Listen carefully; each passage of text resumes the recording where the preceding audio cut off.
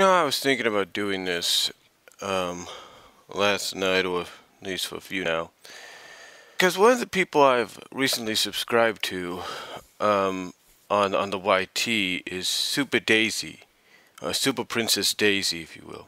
And for some of you that don't know who she is, she does all these videos where she, through her OC, her fusion, her version, if you will, basically her animated cat version of herself, she gives these theories and thoughts on all things Sonic related. Excuse me, you got a bit of sniffles there. She gives her thoughts on all things Sonic related. So I figured, why not do something similar? Now, a lot of people have been asking me to do my thoughts on the love lives again of Sonic and Tails and all of them, and that's fine. I'm going to probably get to those someday down the line. But what I want to do right now is kind of like a Sonic character analysis. Kind of give my thoughts on a certain character, and who they are and, what they're about. So, as I figured, I thought, who am I going to start with here? And it just came to me. Why not start with Bunnie Rabbot, or Bunnie Rabbot de Coolit. Now, as far as Bunnie goes, it all depends on how you look at her origin. Nowadays, with the new soft retcon, soft reboot,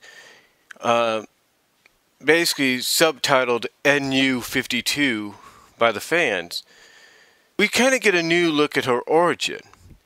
Now, her origin here in this new soft retcon reboot is that it's not robotization that causes her to get her new limbs, to get her new cybernetic robotic limbs. No, it's Uncle Chuck. Uncle Chuck is the one that replaces her arm and legs with cybernetics, with robotic cybernetics. And why? Because apparently she was injured during the start of this war. Excuse me. Yeah, she was injured during the start of this war. So, basically, that's how she got her new robotic, half-robotic limbs right there, from what I understand. And according to the origin through Antoine's eyes, she was doing her best to readjust to her to this new part of her life, to where now she had to depend on these robotic limbs to get around.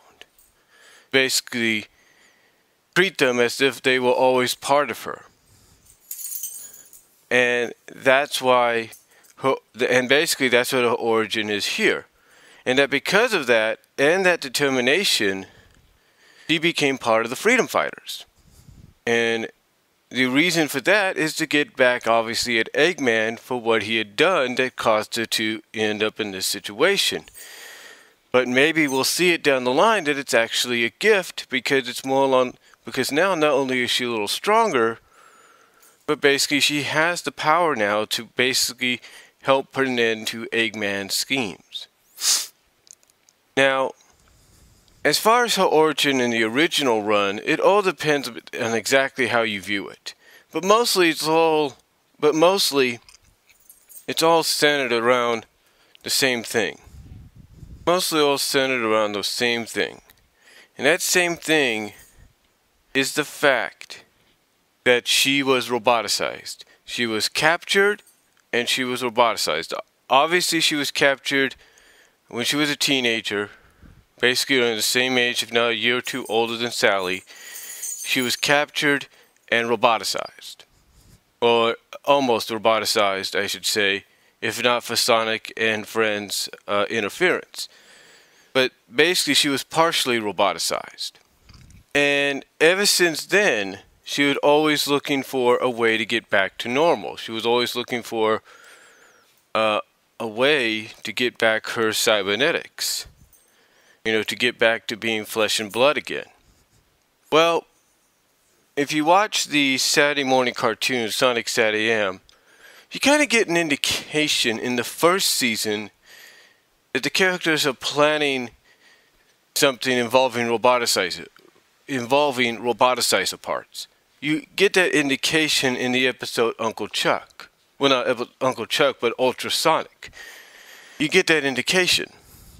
Then when you watch the episode Sonic Conversion in the second season, you pretty much find out what that whole finding roboticizer parts was about.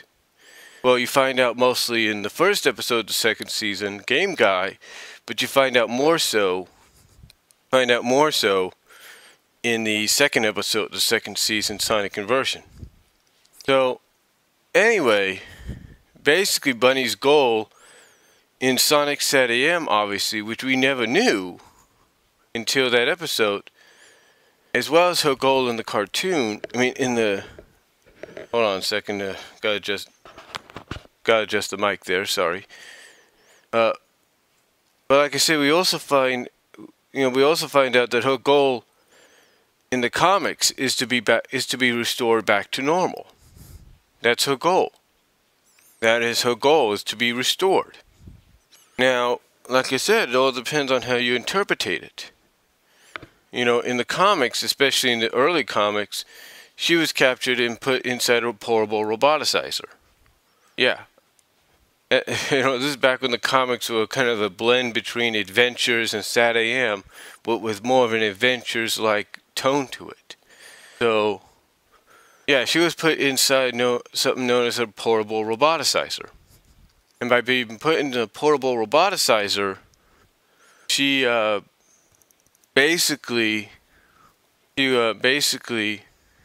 was being roboticized.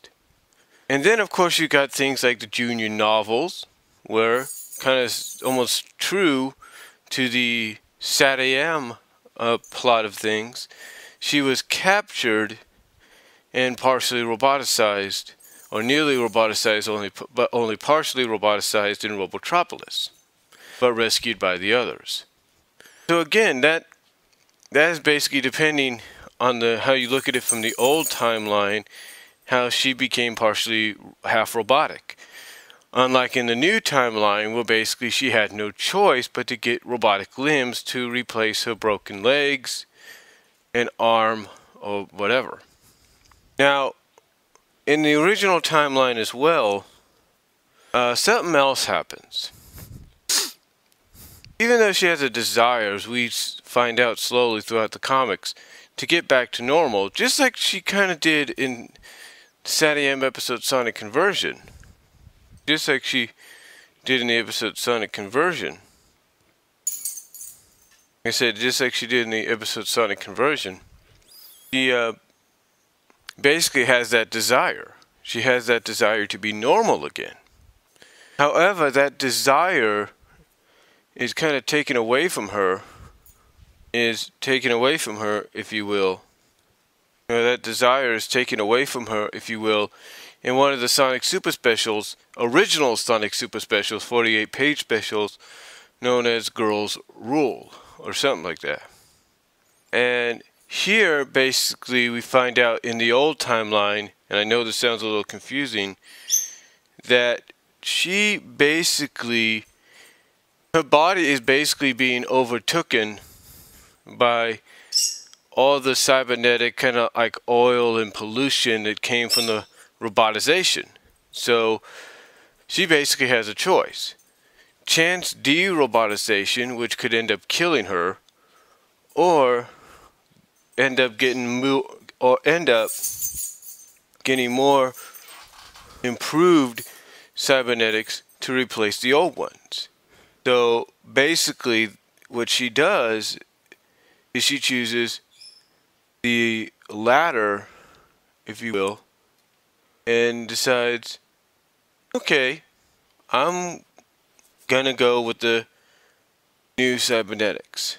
Because basically she gets confirmation from Antoine that, hey, no matter what happens to you, no matter what occurs, I'm always going to love you for who you are.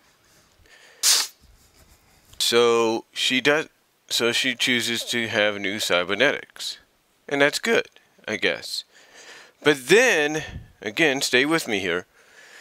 later down the line, basically issues, let's just say 20-something issues before we get into the new soft retcon reboot and before her return, we end up getting an issue where by some freak accident, thanks to Nagus, she ends up getting her flesh and she ends up becoming all flesh and blood again.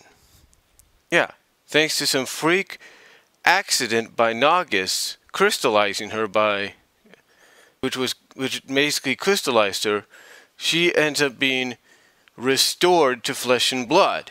When he restores her out of the crystallized state, she gets restored to flesh and blood. And the reaction of the characters there, I think, was the same reaction as the fans. It was like, well, wait a minute. We read a story that's in canon that states she cannot be restored back to normal. She can never be de-roboticized. And yet, here she was, back to normal. Now, of course, had Ian Flynn been able to go with his plan as originally stated, Bunnie would have ended up getting her cybernetics back anyway by going to her Uncle Beauregard and becoming half cybernetic again, because she felt that she was useless now to the team, because in the old timeline, Antron had been blown up and put in a coma, and her BFF had been roboticized and weaponized. So, yeah. Basically, she felt she had no choice. But then, you get to the new soft retcon and reboot, the NU-52, and what I said earlier with this origin, what I said earlier at the beginning with this origin, comes into play. Because basically, she's now back to being half robotic, and we find out that she's always been like that thanks to Uncle Chuck. So, there you go. As far as Bunnie goes as a member of the team, she's definitely a sweetheart. There's no doubt about it. But you don't want to get on her bad side. You know, she's basically, I think as Ratsutsu said in her countdown, Bunnie is a badass. Bunnie Rabbot is a female badass. I mean, she is basically the Sonic equivalent, the Sonic SatAM Archie equivalent of Rogue from X-Men. That's what she is. They're both Southern. They're both the strength of the team. There you go. So, and they're both sweethearts when they can be. But you just don't want to tick them off. So, that's who Bunnie is. She's, you know, strong, very sweetheart, is a sweetheart. But you don't want to piss her off. And she will always defend her friends to the very end. And that's what's made her very popular among fans. That's made her very popular. As a matter of fact, sometimes, you know, not sometimes, but any time a story, whether it's in SatAM, like an Ultrasonic, or it's in the comics, anytime you have them team up together, people like it. People like it because they're like, this is a badass team. Speed and strength. You know, so, you know, people really get a kick out of that. They really do. They really get a kick out of it. You know, and as far as, you know, her marriage to Antoine, you know, original plans basically by Ken Pendis was to have the marriage take place in an anniversary issue, which was issue 200. But because things were askew with him, they decided, hey, we're going to have the anniversary, we're going to have the wedding in 174, and then, oh, by the way, that's going to lead us into the anniversary issue, which is the destruction of Knothole. You know, go figure. But yeah, originally there was supposed to be this big grand wedding in an anniversary issue. But overall, Bunnie Rabbot is definitely a very good character. I mean, no doubt a sweetheart, and no doubt someone that the fans have come to like for over 20 years. And continue to like to this day. So, that's all I'm going to say on her. You guys let me know.